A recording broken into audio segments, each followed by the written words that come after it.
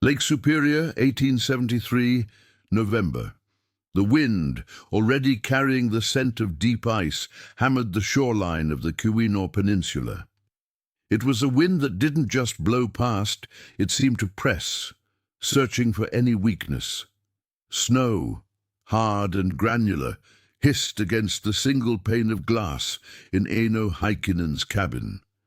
Inside, the sound that mattered was the metallic tink, tink. Tink of the cast-iron stove as it contracted, a sound of surrender. Aino, a Finn in his 40s who had traded the forests of Karelia for the iron and copper-rich northwoods of Michigan, sat on his stool, his hands held not toward the stove, but away from it. To put them too close was to feel the sting of scorching heat, yet 6 feet away, his breath plumed in the air. The homestead, as the stove was named in ornate proud letters on its door, was a lie. It wasn't a home, it was a mouth. It devoured seasoned birch and maple with terrifying speed, roaring with a bright false cheer. It heated the air directly in front of it to an unbearable shimmer, while the corners of the one-room cabin, just 12 paces away, remained filmed in frost.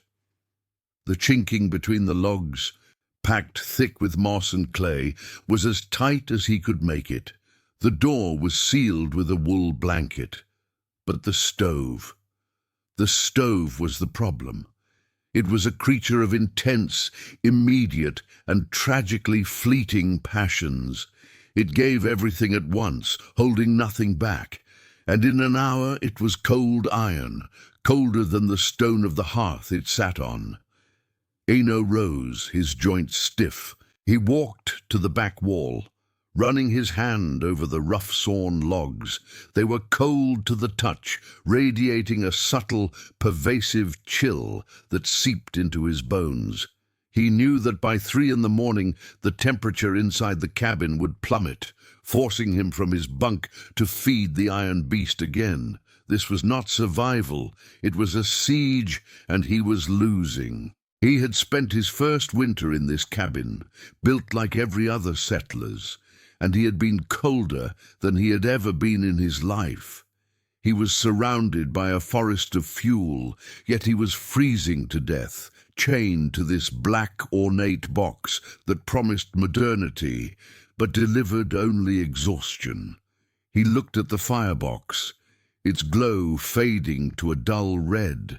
Then he looked at the massive fieldstone that formed the hearth beneath it, a rock he had struggled to get into place. The hearth was barely warm, the stove was hot metal, the chimney was hot air, and the heat, the precious, life-giving heat he had spent all day cutting and splitting, was rushing up into the night sky. "Huluta," he whispered. Madness. He was working to heat the sky. He was building his life around a machine that was built to fail, designed to consume, not to preserve. That night, as he woke for the 3rd time in the biting dark, the stove silent and frigid, he knew he would not survive another winter this way. He wasn't just building wrong, he was thinking wrong. Eino Heikkinen had built his cabin the American way, just as he'd been told. He had bought the land, cleared the trees, and raised the walls according to the advice of the men at the land office in Hancock. They were simple, strong pine logs, saddle-notched at the corners, the gaps filled with a mixture of mud and dried moss. It was a good cabin, solid, but the men who gave the advice, Yankee merchants and speculators, lived in town. They lived in framed houses with lath and plaster, and they bought coal by the ton, delivered by wagon.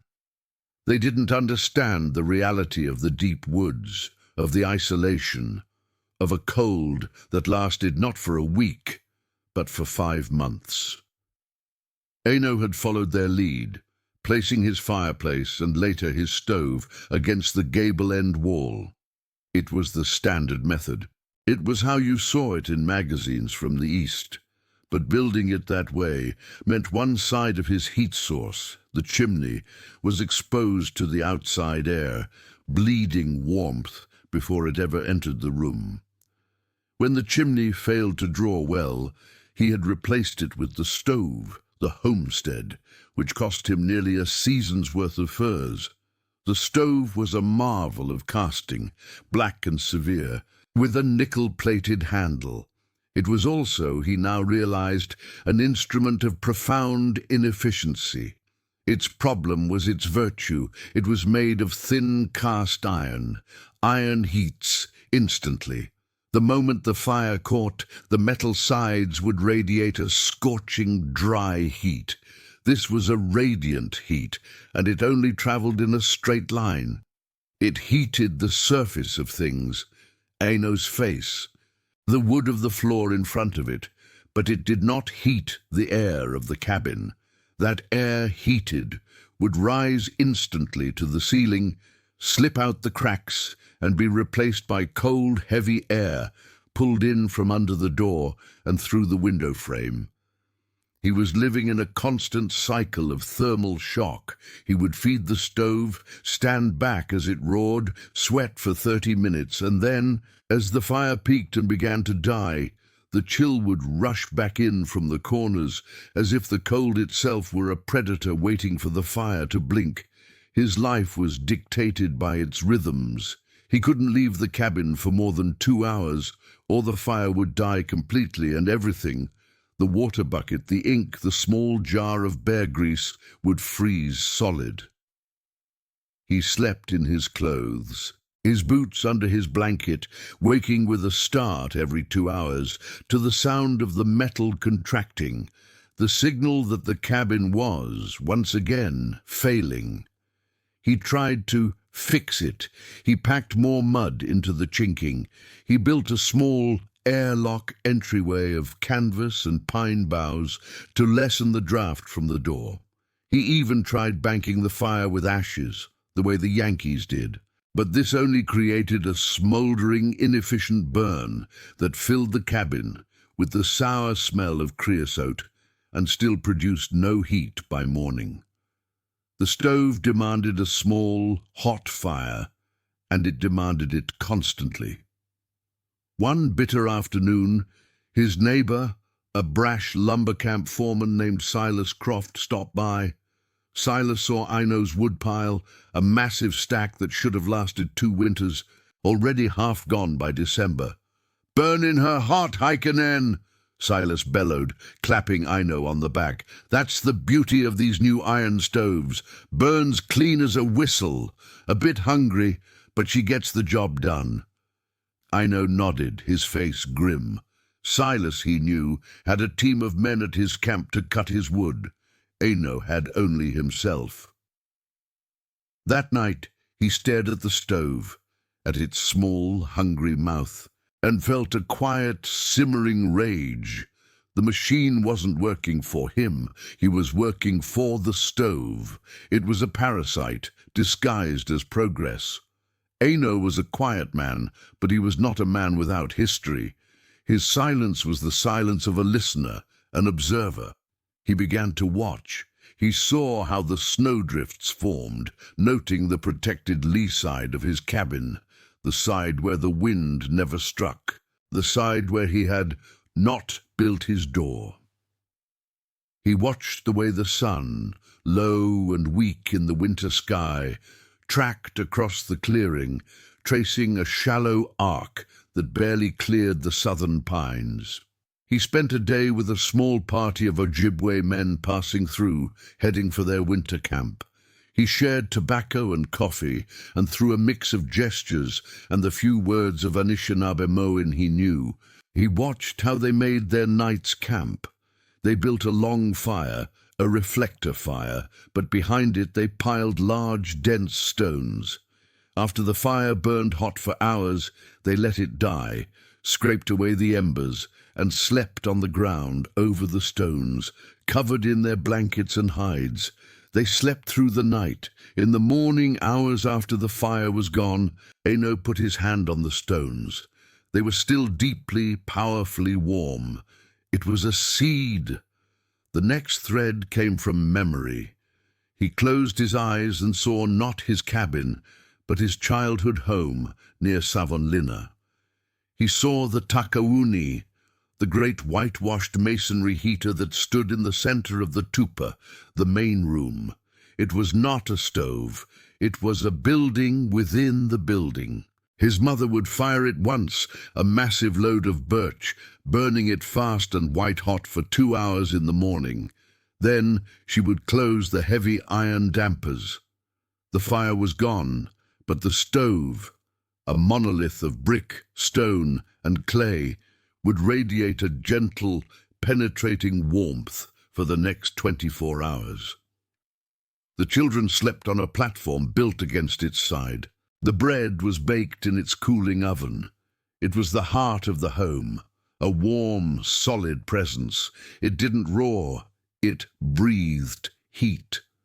He had forgotten it, seduced by the new world's promise of thin, fast, and light. He realized his homestead stove was an insult to the very concept of fire. Fire wanted to give its heat away. The iron stove let it escape. The Ojibwe stones and the Finnish takauni did the opposite. They harvested the heat.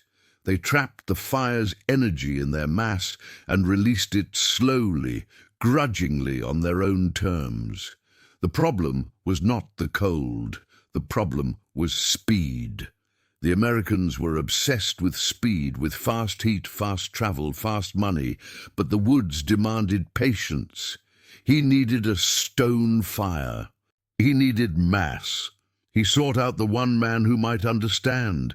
He traveled to the quarry town, to the Swedish settlement, and found old man Gustafsson, a stonecutter who had worked in the old country. Aino described what he remembered, the channels, the mass, the slow heat. Gustafsson, his eyes milky with age, nodded slowly, his hands tracing shapes in the dusty air. "Ja, a Kachelofen," he said, using the Swedish-German term. "But not brick. Here, no good brick. You need Täljsten." Soapstone. He told Aino of a place, a ridge 20 miles northwest, where the local tribes had quarried it for pipes and bowls. A greasy, soft, grey-green stone, a stone that held the fire. Aino now had a principle, a memory, and a material. He had a plan. The following spring, Eino Heikkinen did not trap. He did not clear more land for farming. He told Silas Croft he was visiting family to stop the questions. Instead, he became a quarryman.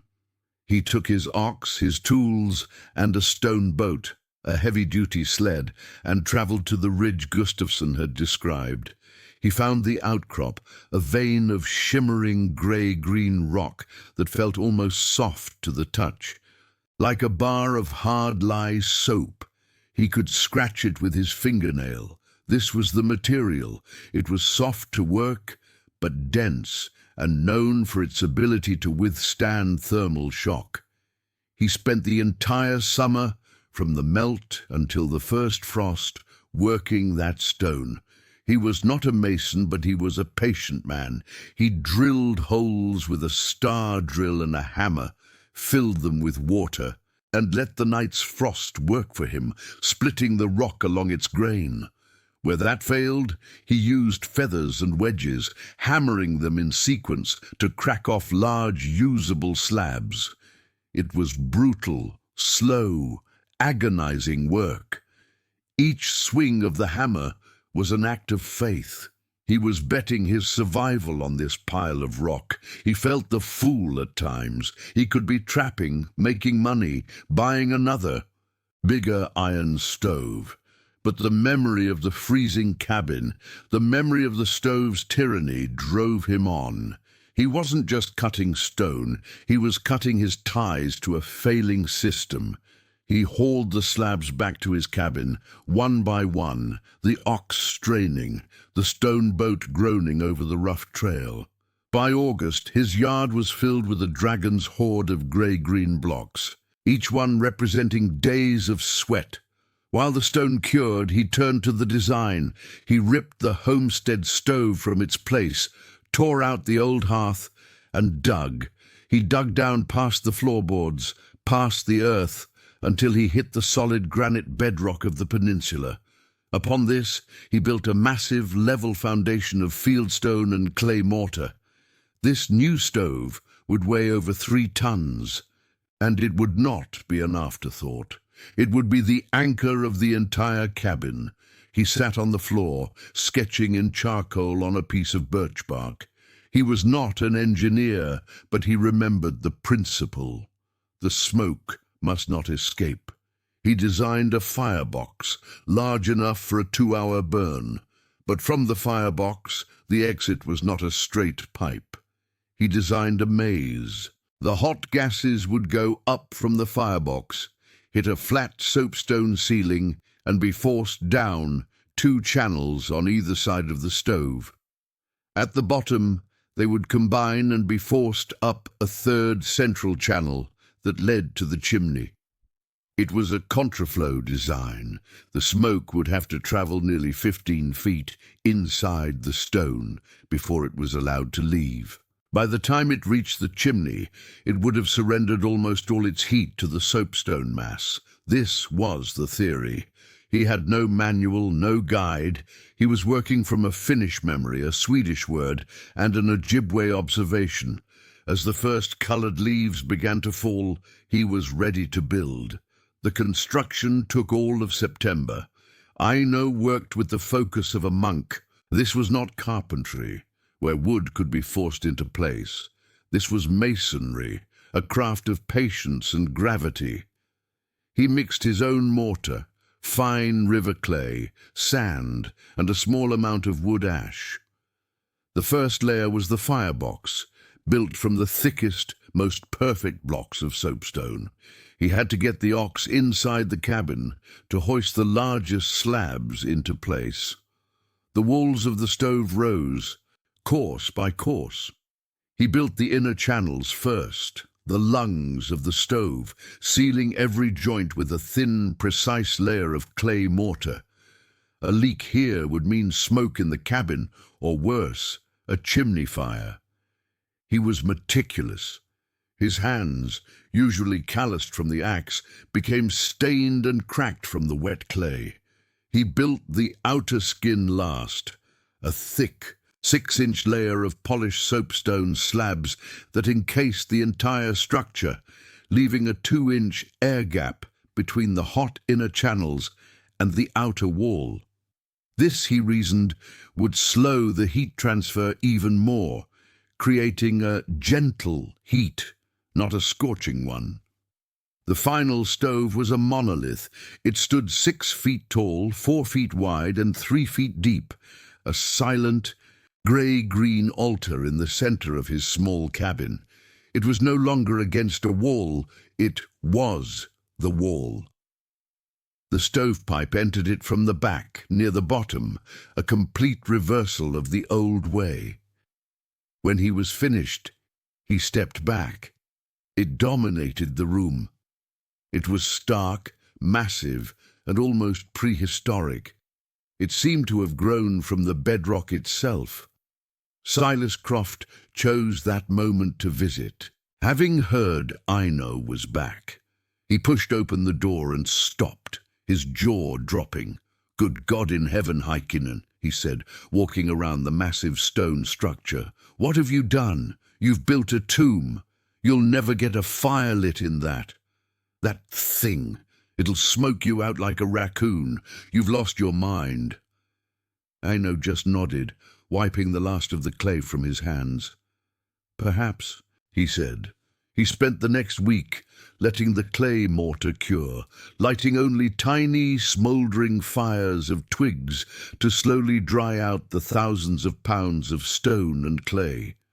He could hear the structure settling, the faint ping of stone adjusting to its new burden. The air grew colder. The first snows began to fall, light dustings that didn't stick. The wind regained its November edge. He had used his entire summer, all his resources on this gamble. He had no furs to sell, and his woodpile, though large, was all he had. If this failed, he would freeze. Not in 2 hours, like with the iron stove. He would freeze slowly, in a tomb of his own making. The day of the first true freeze, he laid the fire. The test came on a Sunday in late November. The world went silent. The sky turned a flat, luminous grey, and the temperature, which had hovered around freezing, fell as if pushed off a cliff. By evening it was 10 degrees below zero, and the wind began to howl, piling drifts against the north wall. This was the kind of night the homestead stove would have demanded feeding every 90 minutes. Aino Heikkinen took a deep breath. He loaded the firebox of his new stone stove, packing it with dry, split birch. He packed it full, far more wood than the iron stove could ever take at once. He opened the chimney damper wide, struck a match, and lit the kindling. For a moment, nothing happened. Then a puff of acrid smoke spilled from the firebox door, filling the cabin with a discouraging smell. Silas's voice echoed in his head. "It'll smoke you out." Aino cursed, his heart sinking. He had forgotten. The column of air in the new complex flue was 15 feet long and stone cold. It was too heavy for the new fire to push. He quickly grabbed a handful of birch bark, lit it, and held it up the chimney flue above the stove, warming the air to create a draft. He slammed the chimney access shut, ran back to the firebox, and the smoke, as if pulled by a sudden invisible hand, vanished. The fire roared. It was a different sound than he had ever heard. It was a contained, violent blast, a jet of flame drawn through the firebox by the powerful draft. He closed the heavy, sealed soapstone door. The only sound was a deep, low whoomp as the fire found all the oxygen it needed. He sat on his stool and waited. He burned that fire hot and fast for 2 hours. The stovepipe, where it entered the chimney, was barely warm. The outside of the stove itself, the grey-green soapstone, felt cool to the touch. The cabin was getting colder. He felt a profound, bottomless dread. He had built a 3-ton refrigerator. At the 2-hour mark, the birch had burned down to a deep, glowing bed of white-hot coals. Following the instructions of his memory, Aino shut the chimney damper completely, sealing the stove system. He then closed the air intake. The fire was out. The silence in the cabin was total, broken only by the shriek of the wind outside. He sat in the dark, in his coat, and waited to freeze. An hour passed. He put his hand on the stove. The soapstone was warm, not hot, just warm. A pleasant, gentle warmth. An hour later the stone was warmer still. A slow, steady, radiant heat began to fill the room. It wasn't the scorching, directional heat of the iron stove. This was a pervasive warmth that seemed to come from everywhere. It warmed the floor. It warmed the ceiling. It warmed the back wall. The frost in the corners did not melt. It retreated. By 10 p.m., the wind was a gale, and the thermometer outside read 22 below. Aino took off his coat. He went to bed. He woke once in the deep dark of 4 a.m., not to a shivering cold, but to an unfamiliar stillness. The wind was still screaming, but the cabin was silent and warm. He got out of his bunk, his bare feet touching the wooden floor. The floor was not cold. He walked to the stove and pressed his full body against it. The soapstone was a solid, breathing creature, radiating a powerful, gentle heat. It was like leaning against a warm horse. The fire had been dead for 6 hours. He went back to sleep and woke again, for the first time in a year, to daylight. The cabin was 68 degrees. The great blizzard of 1874 lasted 4 days.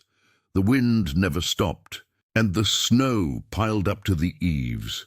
No one in the county could travel. When the wind finally died and the sky cleared to a brilliant, painful blue, the landscape was changed, buried. Silas Croft, his face wrapped in wool, snowshoed the 2 miles to Aino's cabin, carrying a side of frozen bacon. He was checking on the crazy Finn, half expecting to find a frozen corpse.